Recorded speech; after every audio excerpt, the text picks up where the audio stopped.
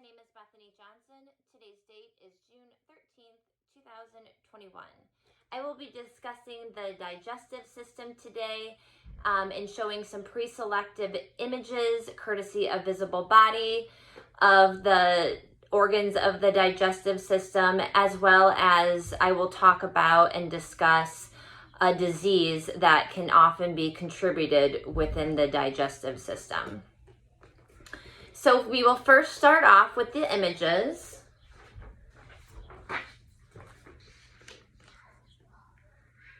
I have the liver here, and that is this image right here. This darker brown image here. It's the liver. Next, I have the mesentery. And that is this blue area right here. And actually what this is, because this image isn't a very good representation, so I wanted to actually show you where this is at and actually what the mesentery does. So what it actually does is that this is almost like a film, almost like how do I describe it? It's like tissue, more or less. And it actually attaches to the intestines, to the abdominal wall. So this is actually where this is at. It's actually attaching the intestines. This is part of the intestine to the abdominal wall. And I think they're showing kind of like a cutout of that too. And it actually holds the intestines to the abdominal wall in place. And without the mesentery holding the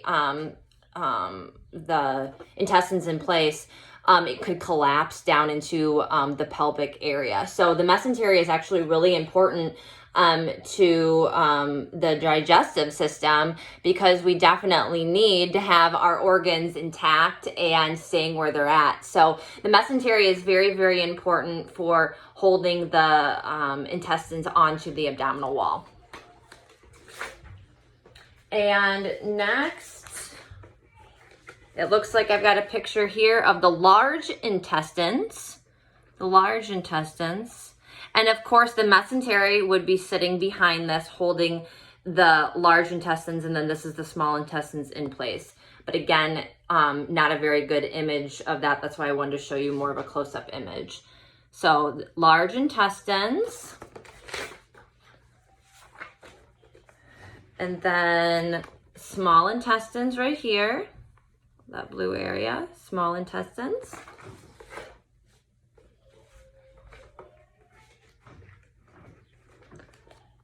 We have the pancreas right here in the blue.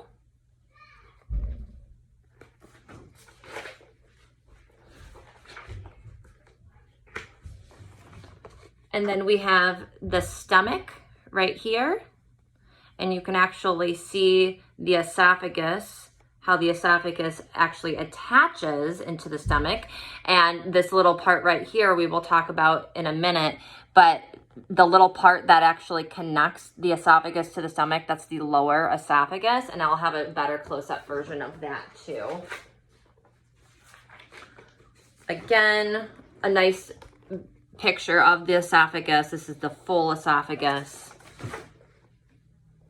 And then, like I said, the lower esophagus right here. And you can actually see that that actually is connecting into the stomach right there.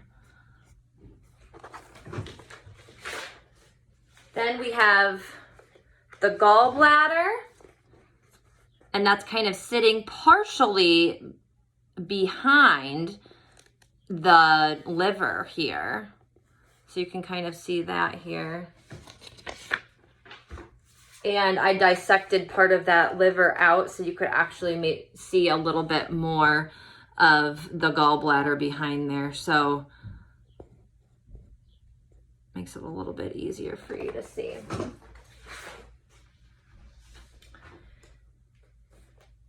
Next, I will be discussing a common disease that is often or can be contributed with the digestive system. And today I have chose to discuss Crohn's disease.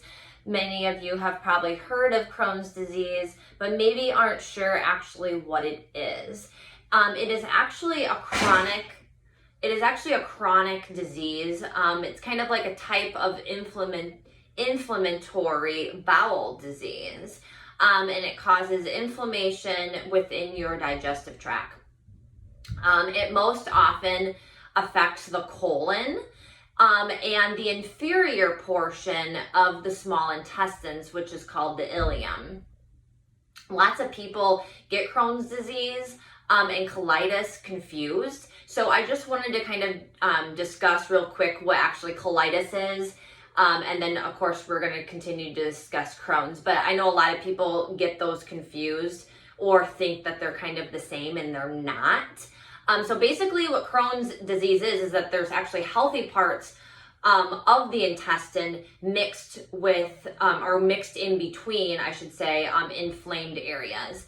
And with colitis, it is a continuation or continuous inflammation of the colon. So that is actually the difference. And ulcerative colitis only affects the innermost lining of the colon, while Crohn's disease actually occurs in all the layers of the bowel walls.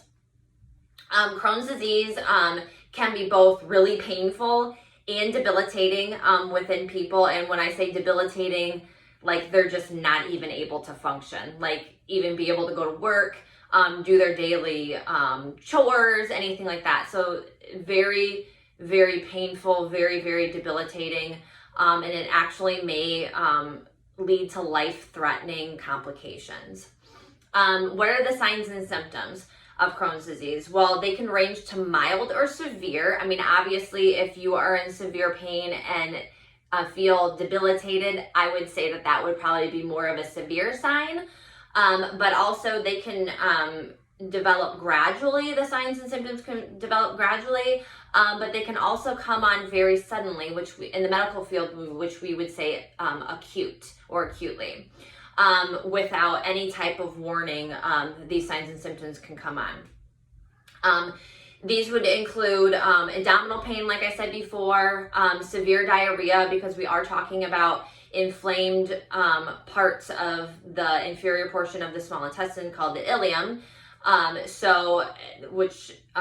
That's why we would have the diarrhea, because it's a bowel disease. So severe diarrhea, fatigue, weight loss. Of course, you would think a weight loss contributed with diarrhea, because you're not able, it's just kind of going right through you. Malnutrition, because due to the weight loss and the diarrhea. You can also get kidney stones, which I thought was really interesting. I was not aware that people with Crohn's disease could get kidney stones, would be attributed with this. Iron deficiency anemia, of course, because of the chronic, because of the weight loss, because of the severe diarrhea, your vitamin and mineral levels are all off.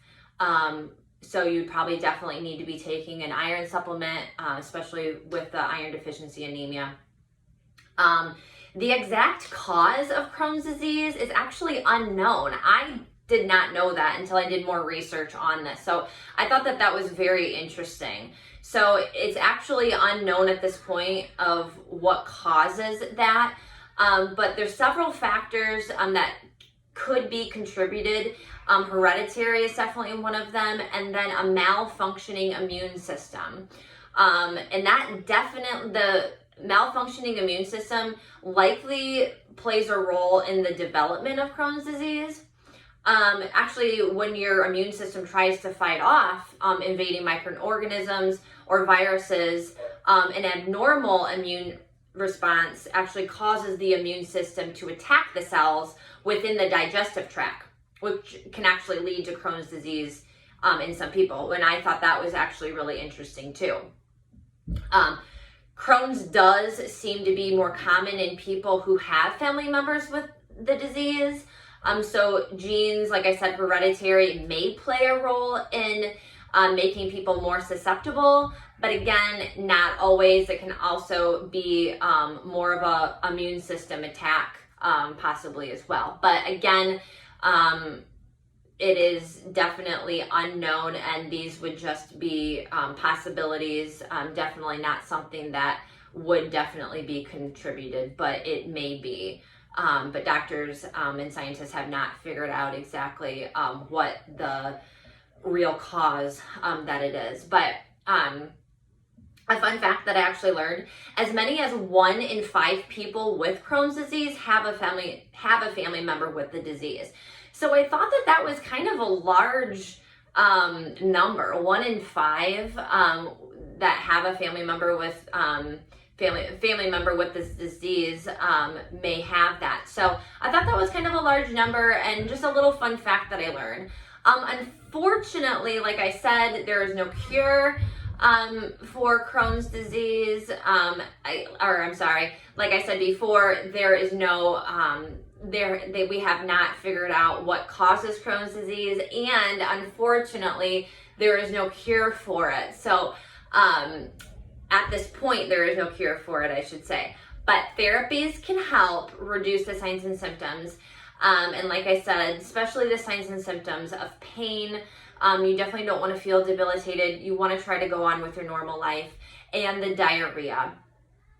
And then, of course, along with stopping the diarrhea will in turn hopefully help the malnutrition, the weight loss, and reduce more of the iron deficiency, anemia, again, as a whole. So hopefully the therapies can help reduce the signs and symptoms with medications, and also help long-term remission and healing of all the inflammation.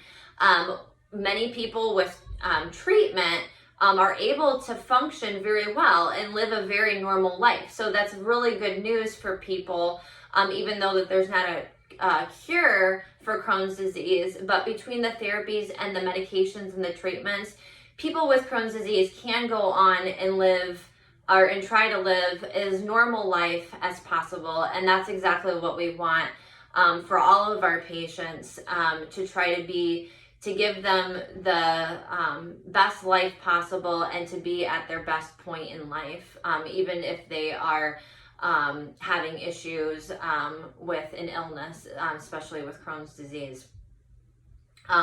Medications such as like steroids or any immune suppressants are usually used to slow the progression of disease. So hopefully you guys have learned a little bit about Crohn's disease that you didn't know before. Thank you very much for watching.